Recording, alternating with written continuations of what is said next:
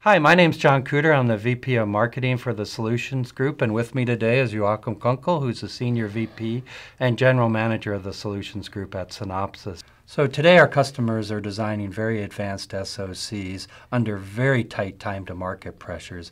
In addition to that, we regularly hear from our customers that they're spending as much as 50% of their budget developing software. How does the IP Accelerated initiative address these challenges? Well, we really provide our customers with three things. We provide them with IP prototyping kits, we provide them with IP software development kits, and we also help them with the customization, the configuration, and the actual integration of the IP onto their SoCs. So tell me a little bit more about the prototyping kits. Well, the prototyping kits are a reference implementation of the IP. What we do is you get a HAPS-based FPGA prototype of the IP. It comes with a PHY daughter card so that you can actually physically connect the cable to your USB or your PCI Express or your SATA IP. And on the other side of the cable, you connect a disk drive or a PC or whatever other device would be there and can actually exercise the system. So the prototyping kit also includes an ARC software development platform that's running Linux with reference drivers. What's the purpose of the ARC software development platform? Correct, that's a very good point. Obviously, validating hardware is part of the equation, but even if you think about validating hardware, you can only validate it in the presence of software. It's software drivers that actually make these interfaces do something.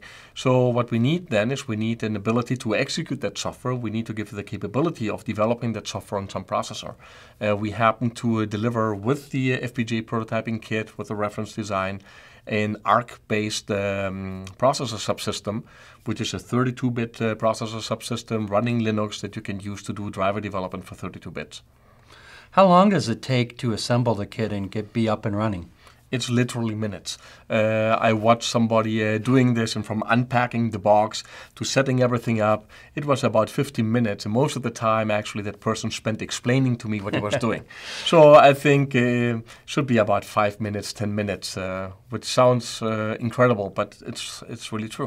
Part of the prototyping kit is also a fast iteration flow. Can you tell us a little bit more about that? Yeah, you're correct, John. Obviously, what we're doing with the reference design is we're trying to ship something for clarity that's understandable and not something that just shows how complicated things can get.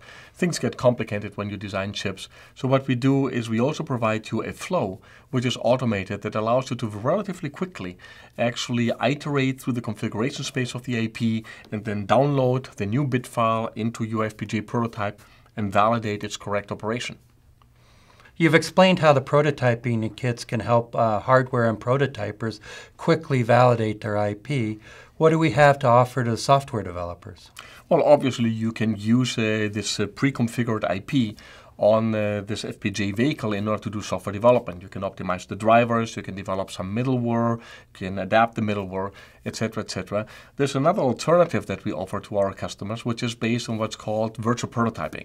Okay. Virtual prototyping provides a virtual target to software developers so that they can, the same way that they would be doing this on hardware, they can develop the software. The only difference is that there's no actual hardware or hardware representation of that IP running in the background.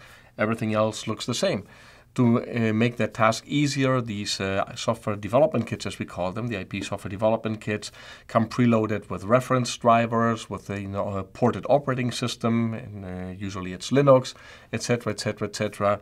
Everything is ready to go, like in the case of the FPGA prototypes. Within minutes, you're up and running and focusing on your actual job, which is to develop software for that IP, not to get the whole environment working. Our customers are asking more and more for increased functionality and to more easily integrate the IP into the SoC.